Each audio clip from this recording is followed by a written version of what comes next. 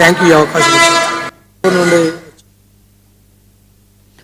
సింహాచలంలోని సింహాద్రి అప్పన్న ఆలయంలో ముక్కోటి ఏకాదశి సందర్భంగా ఉత్తర ద్వార దర్శనాలు కల్పించారు. ఆలయ వంశ పారంపర్య ధర్మకర్త కుటుంబ సభ్యురాలు విజయనగరం ఎమ్మెల్యే అతిథి గజపతిరాజు ప్రత్యేక పూజలు చేయగా పండితులు వేద ఆశీర్వచనం అందించారు. ఉత్తర ద్వార దర్శనానికి మాజీ మంత్రి భీమిలి ఎమ్మెల్యే గంటా శ్రీనివాసరావు, పశ్చిమ ఎమ్మెల్యే గణబాబు విచ్చేశారు. ఉత్తర ద్వార దర్శనానికి భక్తులు కిలోమీటర్ల మేర బారులు తీరగా దర్శనానికి 2 గంటల సమయం పడుతోంది.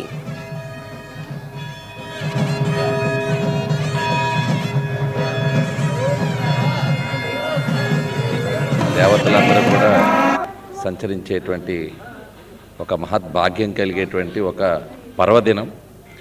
ఇలాంటి దినంలో ఉత్తర ద్వారంలో దర్శనమిచ్చేటువంటి స్వామివారిని చూడడానికి చాలా భాగ్యంగా భావిస్తూ ఉంటాం. అనాదిగా తరతరాలుగా వంశపారంపర్యంగా ఈ ప్రాంతంలో ఉండేటువంటి వారందరికీ కూడా రాజావారి కుటుంబంతో పాటు ఈ ప్రాంతంలో ఉండేటువంటి వారు అందరం కూడా దీన్ని ఒక సెంటిమెంట్గా భావిస్తూ వచ్చి దర్శనం చేసుకోవడం అనేటువంటిది జరుగుతూ ఉంటుంది. స్వామివారి నీడను ఉండేటువంటి మన అందరం కూడా సుభిక్షంగా ఉండాలని, ముఖ్యంగా ఈరోజు ఉండేటువంటి ఎన్డీఏ ప్రభుత్వం కూడా దేవాలయాలు వాటి ధర్మాన్ని పూర్తిగా పరిరక్షించాలనేటువంటి ఉద్దేశం. ఎక్కడైతే దైవభక్తి ఎక్కువగా పెరుగుతుందో అక్కడ అకృత్యాలుండేవి, నేర ప్రవృత్తి తగ్గుతుంది. అందరినీ కూడా అలరిస్తూ ఉండేటువంటి స్వామివారు హుదూదులాంటి పెద్ద పెద్ద విపత్తులు వచ్చినా స్వామి కటాక్షం వల్ల బయటపడ్డాము అనేటువంటి భావం కలిగేటువంటి ఈ ప్రాంతం చక్కగా నెలకొన్నటువంటి, అంటే ఇలాంటి పర్వదినాల్లో దర్శనం చేసుకోవడం అనేటువంటి చాలా భాగ్యంగా భావిస్తాం. ఈరోజు కూడా చక్కటి ఏర్పాట్లు చేశారు నిర్వాహకులు, చాలా చక్కగా దర్శనం జరిగింది. ఏకాదశి శుభాకాంక్షలు.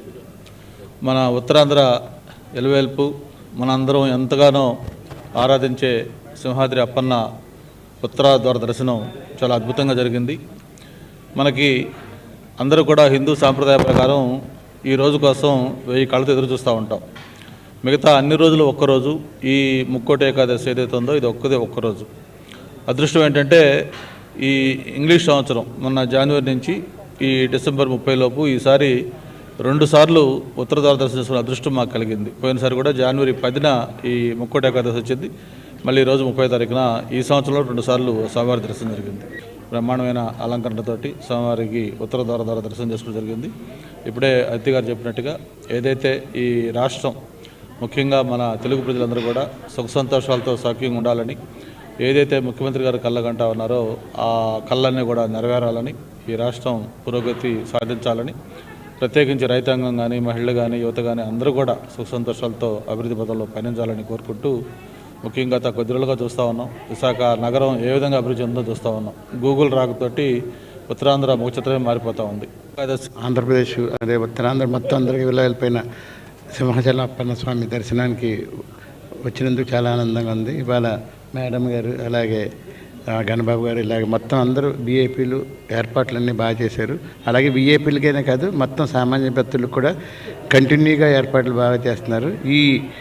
ఈ ప్రభుత్వం ఇవాళ చాలా బాగా నడాలని, అలాగే ప్రజలందరూ బాగుండాలని, ముక్కోటి ఏకాదశికి స్వామివారి ఆశీస్సులు యావత్ ప్రపంచానికి ఉండాలని మనస్ఫూర్తిగా కోరుకుంటున్నాను. వైకుంఠ ఏకాదశి శుభాకాంక్షలు. అందరికీ కూడా ఈరోజు ఒక పర్వదినం, అందరు కూడా సంతోషంగా ఆనందంగా గడిపించాలి. అదేవిధంగా ఆ దేవుడు మన రాష్ట్రాన్ని అద్భుతంగా డెవలప్మెంట్ చేయటానికి మనకి శక్తినివ్వాలని కోరుకుంటూ, మన ముఖ్యమంత్రి వర్యులకి ప్రత్యేకంగా శక్తి ఇచ్చి మన రాష్ట్రాన్ని అద్భుతంగా తీర్చిదిద్దాలని కోరుకుంటూ సెలవు తీసుకుంటాను. ఆంధ్రప్రదేశ్ అదే ఉత్తరాంధ్ర మొత్తం అందరికీ వెళ్ళిపోయిన సింహాచలం అప్పన్న స్వామి